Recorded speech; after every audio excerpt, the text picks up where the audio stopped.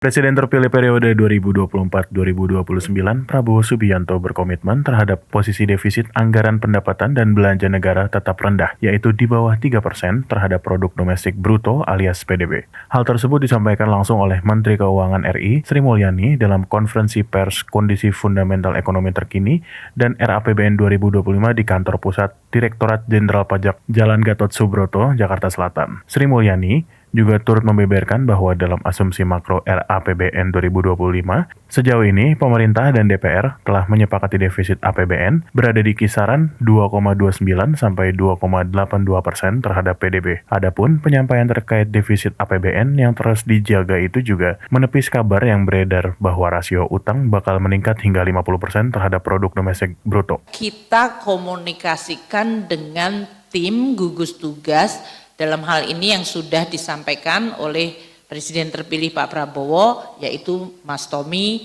dan timnya di bawah kemarin Pak Sufmi Dasko.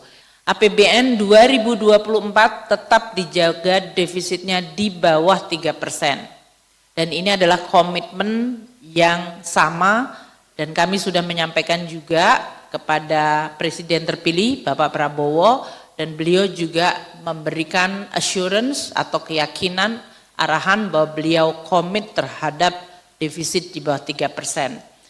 Angka 71 triliun itu ada di dalam range postur defisit 2,29 hingga 2,82. Nah, kami di Kementerian Keuangan akan terus menyusun APBN ini melalui proses yaitu di sidang kabinet sendiri di bawah Presiden Jokowi dan Wakil Presiden Kiai Haji Ma'ruf Amin dan Kabinet Paripurna Pak Menko Perekonomian dan seluruh kabinet, dan berkonsultasi dengan tim dari Presiden dan Wapres terpilih yaitu Prabowo Gibran.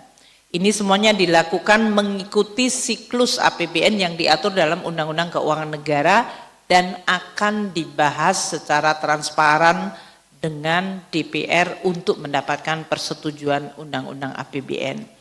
Sementara itu, Thomas Jiwandono sebagai anggota bidang keuangan tim gugus tugas sinkronisasi pemerintahan Prabowo Gibran pada kesempatan yang sama memastikan bahwa pemerintahan Prabowo Gibran tidak akan menaikkan rasio utang hingga capai 50% terhadap PDB. Thomas menegaskan bahwa pihaknya berkomitmen memenuhi target-target yang direncanakan pemerintah dan telah disepakati oleh DPR RI dalam rancangan anggaran pendapatan dan belanja negara 2025 mendatang.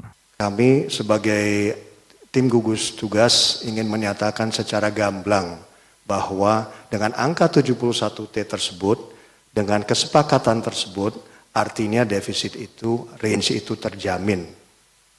Dan rasio hutang terhadap PDB yang pernah mungkin beberapa minggu lalu dikatakan, ya kita mempunyai rencana ke atas 50% dan sebagainya, itu tidak mungkin. Nah nanti ya silakan aja dihitunglah.